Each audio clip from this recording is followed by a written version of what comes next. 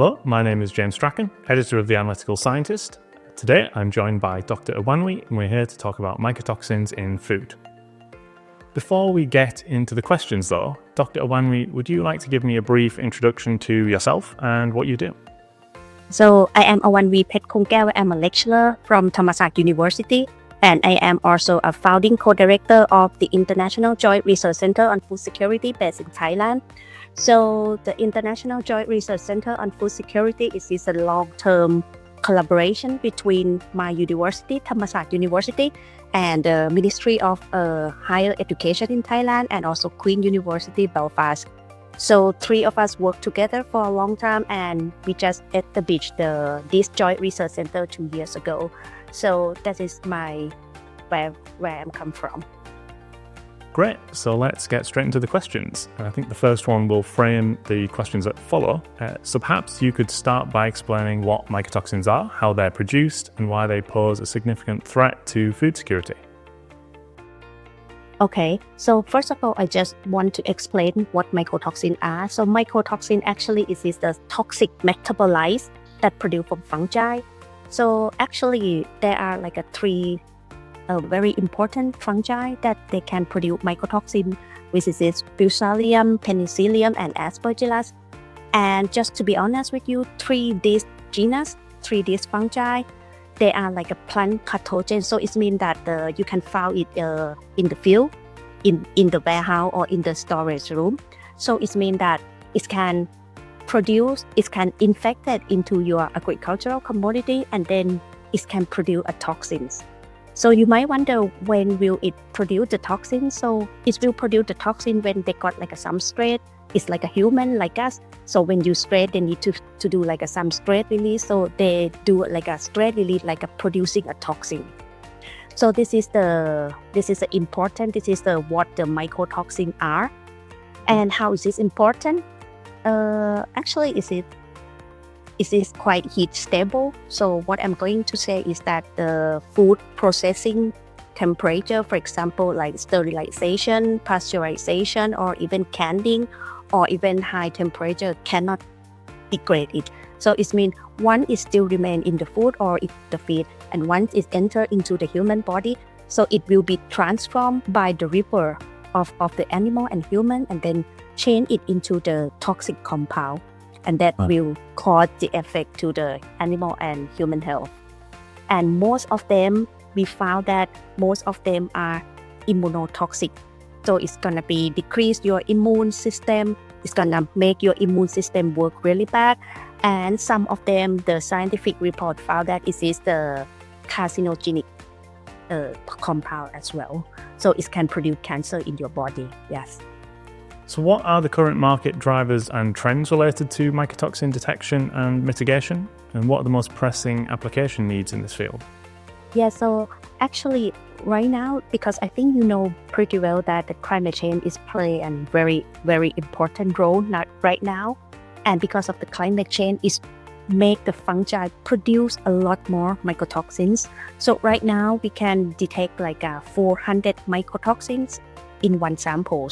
So it means most of them is really like very severe, very bad to our human and animal health. So, but the regulation, like a legislation, so just only 6 or 7 mycotoxin that regulate at the moment right now. And because of the climate change, so it means like a high temperature of the globe can make the fungi produce more and more mycotoxin. We call it emerging mycotoxins. So it means in the past, for example, like in last 10 years, we never find it, but right now we found it, something like that. So that is like that is the current market drive, because people really want to consume like a safe food. So it means that if your product or if your agricultural commodity contaminated with mycotoxin, that is gonna bad to the consumer anyway. Yeah. So you asked me about the detection method. So right now, I just want to be honest with you, because most of the lab, even in Thailand, we always detect just only regulated mycotoxins only that, just for 6 or 7 mycotoxins, that's all. But I think most of the lab, maybe in Thailand or even in the Southeast Asia, they don't detect not so much mycotoxin at the moment. They can't do it at the moment. And I think the consumer or maybe the company need to know what is the food, what is that product that contaminate more mycotoxins. Probably, I'm not sure, maybe in the next 5 years, 10 years, maybe EU will expand the regulation of mycotoxin to some more else. Yes. Great, thank you. So what are the main challenges faced by researchers and industries in addressing this mycotoxin contamination problem? Yes. So in the past, so as I mentioned earlier, that we can detect just only maybe 6 or 7 mycotoxin. That's all. But right now, I think we are trying to overcome that the limitation by we can enhance more detection capacity to detect more and more toxins.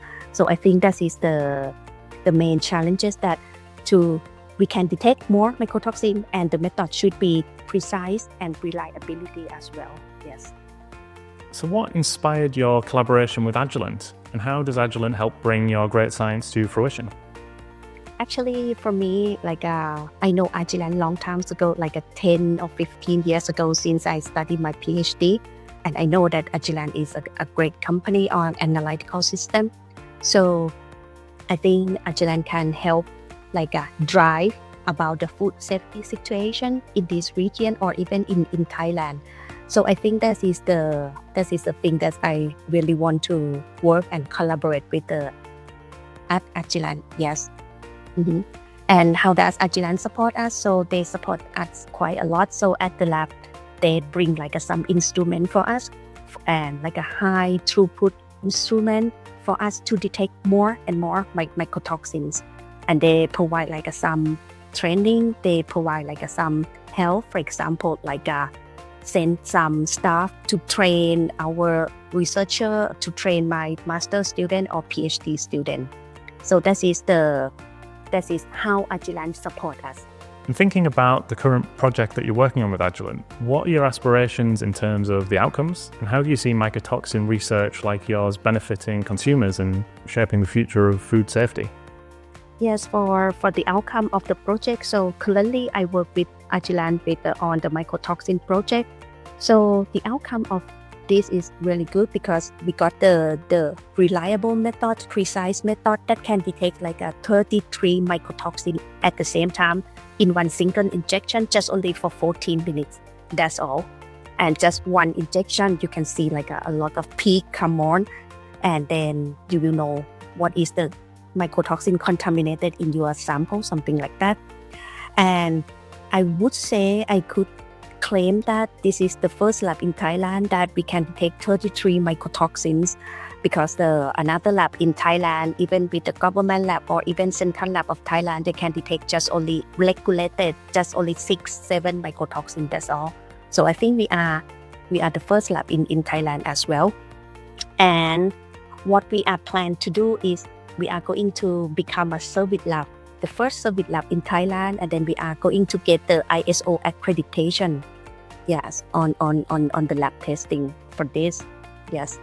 So for being like this, so I think it's gonna be great for Thailand as well, and also for the IJC, we do have a lot of partners in Southeast Asia. So we are happy to transfer the method from Thailand to another partner in, for example, Laos, Cambodia, Malaysia, and even Vietnam. Yes. And how do you see your research shaping the future of food safety, especially as more labs start to use these methods? Yeah, so I think this is gonna be a health driving on the a policy maker as well, because I am also I was invited to join the a policy maker board, and also with the ASEAN development, and they are see how mycotoxin more important at the moment.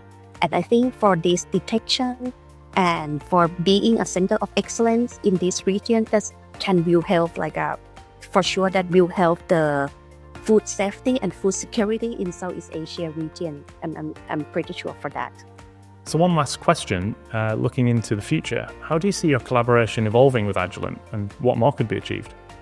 Yeah. So right now, the other project that we have with Agilent is about antimicrobial residue, about AMR.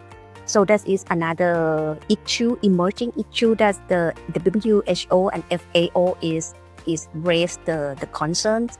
So right now we can detect like 27 AMR in the food product in one injection as well. And in the next future, AMR will be ISO accreditation and it will become a service lab as well. That is the next project. And in the future, for sure, with micro nanoplastic and also with the project on PFAS. So that's we are going to work with closely with Agilent. Yes. Fantastic. Well, thanks very much for your time, Dr. Omami. It's been a real pleasure talking to you.